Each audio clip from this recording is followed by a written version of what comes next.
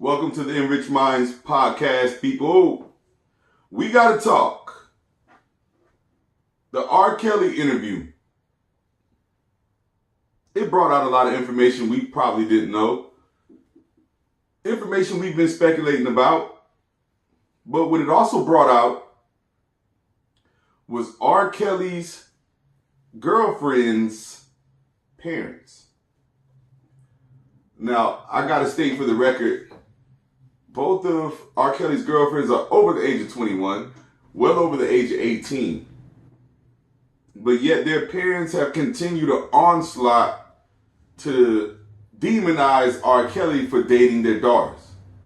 And their daughters are over the age of 18. A lot of y'all are saying, oh, well, he started dating when they were 17. That's the point that I want to get at. I'm not discrediting that point. But let's talk about that point. The parents of these young adult girls are responsible for R. Kelly meeting them. The girls came out on Gayle, on part 2 of Gayle's interview with R. Kelly and the whole clan. And I got to point out that they said R. Kelly was virtually controlling the interview from the back, coughing. Try to steer the conversation and steer what they're going to say. Hey, I'm not disputing that. You hear me? But let's talk about the parents. The parents brought these girls to R. Kelly. I don't think that could be disputed. And a lot of parents over the years have brought these women to R. Kelly. And I'm not talking about the ones in the videotapes or whatever. I don't know how they got to R. Kelly. But I'm just speaking about parents that brought their young teen girls to R. Kelly to make them a star. That was the point. And R. Kelly made an interesting point in his interview by saying, what type of father would sell me his daughter? For those of you that follow this podcast and has heard it before, a few episodes back, I speculated about that being true. About maybe these people are disgruntled because he promised them something that did not occur, and he started having sex in a relationship with their daughter, and they didn't get the money that they were expecting, and so therefore, they're going after R. Kelly. One of the girls said as such in part 2 of Gayle's interview, when she interviewed the girl. She said that her parents were upset that they're not getting paid from this union. Now, let that sink in for a minute. And I know a lot of you screaming out your retort, but think about this. A man already has a bad reputation. A parent drops his daughter off over there anyway. You know this man is known. Him and Aaliyah is known. And I want to note, Aaliyah became a megastar. Not one time have we heard from her parents. Not one time have we heard them speak out against their relationship of her being 14, 15. He married her. Now, could it be because of her success? Could it be that he followed through on his promises? That's what I'm here to talk about. Now, these girls, Joycelyn and Azaria Clary, let me make sure I got that right. Did I get that right? These girls were brought to R. Kelly in hopes that he would make them a star. It didn't occur. Not only did it not occur, the parents got cut out of the picture. They can't get pictures with R. Kelly. They can't participate in his lifestyle. Are they disgruntled? Is this their problem? They say he brainwashed the daughters. They go to the national news. They're calling the police saying their daughters are held captive in this man's house when they are there on their own accord. On their own accord. The police been there several times and said, your claims are unsubstantiated. But the people are they keep trying to find a way to get back R. Kelly. They're going on the news, blah, blah, blah. The daughter said, my dad's mad because he didn't get paid. He was trying to get paid. And he wanted me to take sexual videos with him in case they needed to blackmail R. Kelly down the line. Now, a lot of you naysayers are saying R. Kelly directed this girl to say that. You have the right to your own opinion, just like I have mine. But let's consider both sides. What does R. Kelly have to gain? These are grown, these women are grown. They're 20-somethings at his house by their own will. They're happy, they're on TV nourished. People are saying, oh, R. Kelly's starving everybody. They didn't look starved to me. They look well nourished, well maintained, hair looking good, look like it's been kept up for a long period of time. Not like somebody's trying to save it for the TV interview, but it looks like it's been like that. Now, speaking of parents, let's go to Leaving Neverland, the men who I'm not going to say they accused R. Kelly, because they never really accused him of doing anything wrong. They said he had a relationship with R. Kelly. Those boys, or men now, their parents were on the program. Well, their parent, their mother, was on the program. And they basically sold their sons to Michael Jackson. What do I mean by that? They said it themselves. They overlooked what was going on because they were enamored by the lifestyle. So many of y'all are seeking this glamorous lifestyle. So many of y'all got pregnant early, got pregnant, period. And that might have put a damper on your dream. And the next best thing is your child. You want to live vicariously through your child. Your child will carry on the dream of being rich and famous, and you will be so too by being the parent of that child. But at what cost? And all of you people that's not even famous. It's not even about being rich and famous. It's about being financially stable. And this man got money, and he's willing to give it up, and he's willing to pay the bills. But he might be sneaking in your room, in your daughter's room late at night. And you might have a feeling that something ain't right. You might know this. But because it's going to upset your lifestyle and your stability, you're willing to do anything. This is the problem, people. Kids are getting sold every day. Parents, mother or father, are turning a blind eye as long as they get what they want. Now, in R. Kelly's girlfriend's case, the parents might have looked at their daughters as promiscuous. These girls might have already been promiscuous, and the parents knew this. So they figured, hey, it might as well be worth something. We might as well get something out of this because I can't stop her. So we're going to send her over to R. Kelly's. See if he can make them star. The whole family will be put on like the Kardashians. Maybe one of my youngest daughters will become a billionaire very, very early in life. And it will reflect on me in a very good manner. But what is it going to cost? What is it going to cost? And that's what I want to talk about, y'all. What is it going to cost? What should it cost these parents? Should these parents be incarcerated? Because they're basically admitting to handing their daughters over to a known pedophile. They did this on their own. He didn't come to them. He didn't say, I want this daughter. Like in Michael Jackson's case, he came to the people and said, I want to be your son's new best friend. They didn't even consider, well, 50 Cent wasn't out back then, but they didn't consider the 50 Cent way. If I was your best friend, I want you around all the time. They didn't think about that. So virtually their kids were sold. The parents got what they dreamed of. Michael got what he dreamed of. R. Kelly, these people just approached him constantly. Make my daughter a star. Slowly but surely, the parent got cut out the picture. The daughter said, I want to chill with you and I ain't fucking with them no more. Now, yeah, R. Kelly might have poisoned their mind and tainted their mind and said your parents are bad people. But was he lying? If your parents brought you to somebody for success, no matter the cost, no matter what you're going to do to this kid, they didn't even chaperone you, the relationship. They just dropped you off. And you had to endure certain things that you wasn't a participant in. How would you feel? But these people in both stories, Michael's and R. Kelly's case, are willing participants. They're not legally of age to consent, I understand. But nobody's accusing Michael or R. Kelly of rape. They're in a relationship with this person. They love this person. It wasn't something that they did not want to happen. So, and I'm not, again, I understand they were under the age of consent. I get that. I understand it.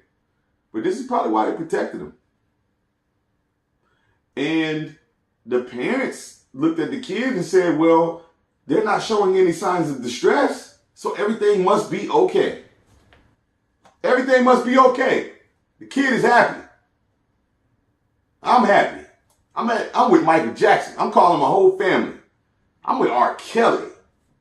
I'm calling everybody. This is how these parents thought.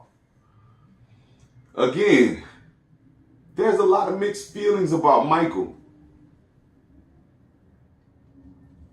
A lot of people in the black community said you are trying to tear down another black icon. Some other black folks said he did it. R. Kelly, pretty much everybody says he did it. Everybody's mad at R. Kelly. And I'm mad at R. Kelly. But nobody seems to be mad at anybody else. I did an episode a few episodes back, where I listed the names of men who dealt with underage girls consistently. This isn't a one-time thing. And I'm going to read it again tonight. But why aren't you guys mad at these men? If we're mad at R. Kelly specifically for being a pedophile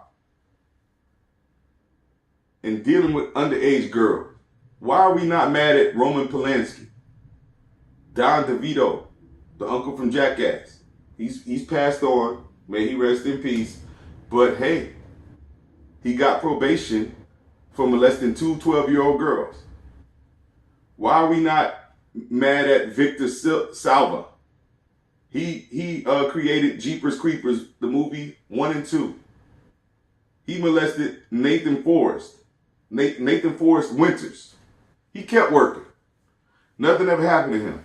The late Paul Walker, may he rest in peace. He had a pattern of dating teenage girls. Nobody's mad at him. Sonny Bono, Cher's husband that died in a ski accident. He was with her. He was 27. She was 16.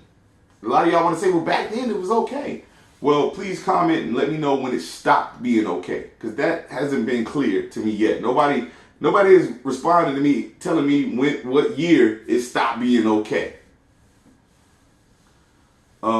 Miley Cyrus, she was 15 dating Justin Gaston. He was 20. Her father signed off on it. Handed her ass over. Let me say that. Hillary Duff, she was 16 with Joe Madden. He was 26. He's currently married to Nicole Richie, because I didn't know who he was either. It's Nicole Richie's husband. He was 26. Hillary Duff was 16. Nobody had nothing to say, and still doesn't have anything to say. You guys are amazing. You guys are really worried about these teenage girls. Gary Glitter, he was convicted of child pornography in 1999, and he was then again convicted of child molestation in 2006. He's a famous music guy. Look him up, Gary Glitter. Elvis Presley. Elvis was 25. Priscilla Presley was 14. He married her 7 years later. They had been together 7 years when he married her. Does that make it okay? Jerry Seinfeld was 39 when he dated Shoshana Lonstein, 17 years old. And he continually publicly defended the relationship. He was 39, she was 17, Jerry Seinfeld. So this took place in the time frame when I'm assuming it wasn't okay. Luke Besson, 32. He dated a 15-year-old Mawin Lee Bosco. He married her when she was 16 and had her pregnant when she was 16. If you don't know who this guy is, he made the film Fifth Element, Taken, The Professional, and the series of The Transporter. Big dude. Are y'all mad at him? Wilmer Valderrama. He was 24. Lindsay Lohan was 17. He was 20. Mandy Moore was 17. He was 30. Demi Lovato, 17. Are y'all mad at Wilmer? Is he disgusting because of this thing? Please comment, folks. Doug Hutchinson. If I'm not mistaken, this is the guy from... Doug Hutchinson was the bad corrections officer on the Green Mile. If I'm not mistaken. This list didn't specify, but I believe that's who it is. Doug Hutchinson was the bad CO on the Green Mile, the one that put the dry sponge on the inmate's head and put the electrocutor and he caught on fire. That guy. He was 51 when he married a 16-year-old Courtney Stodden. He was 51. Are we mad at him? Are we going to start watching Green Mile? That's one of his biggest movies.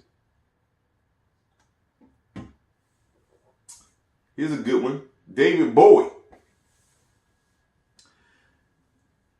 David Bowie took Lori Maddox's virginity at 14 or 15. She can't remember.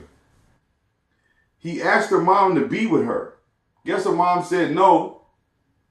Right behind him comes Jimmy Page. Big stars. Big music stars. Are we mad at these guys for dealing with having sex with a 14 and 15-year-old people? Are we upset? R.Kelly did the same thing.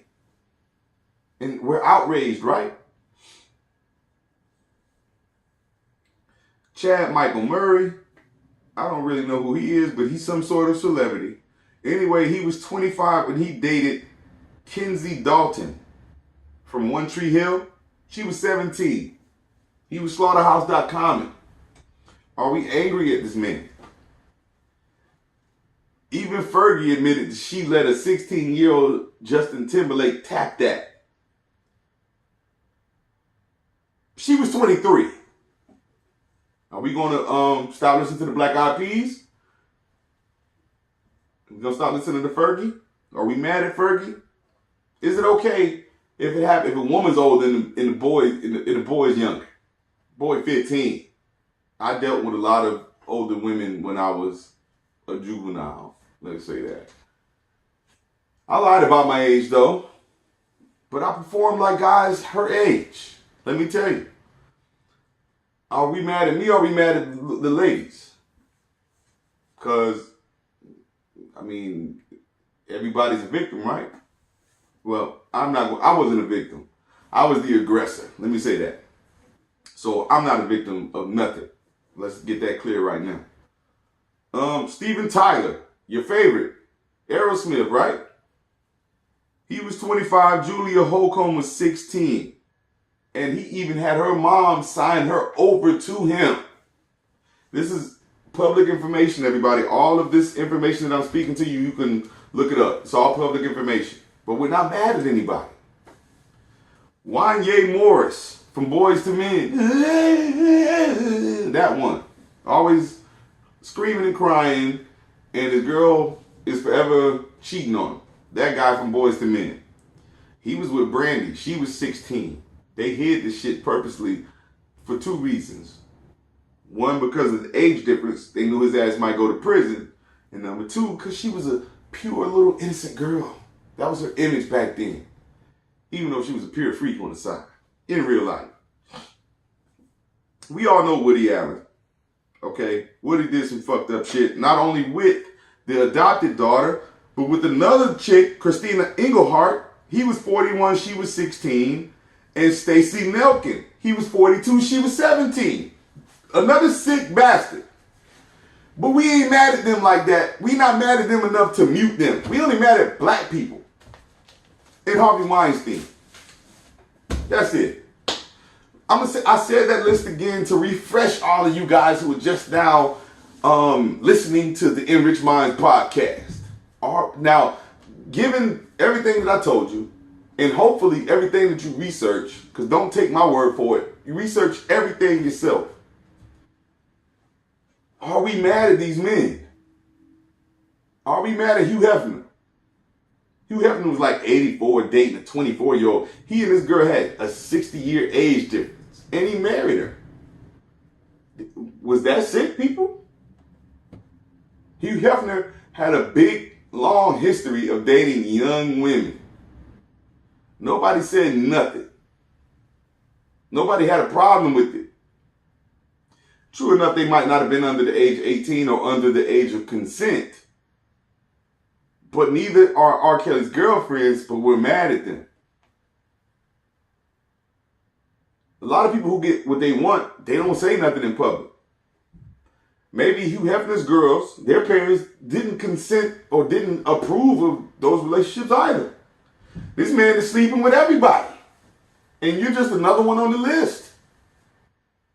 Did they get paid off? I don't have the answer to that question, people. But I have a lot of questions, and that's one of them, and I wonder. Just like I hope some of you guys wonder, instead of having the definitive answer in your head. Despite the fact that you have never encountered any of these people. But you're sure such and such is innocent and such is guilty. By the comfort of your own home, by going to work and going home, you know all this shit. You have no kind of contacts except for the 18th hand story about any of these people. So, wrapping this up, listen,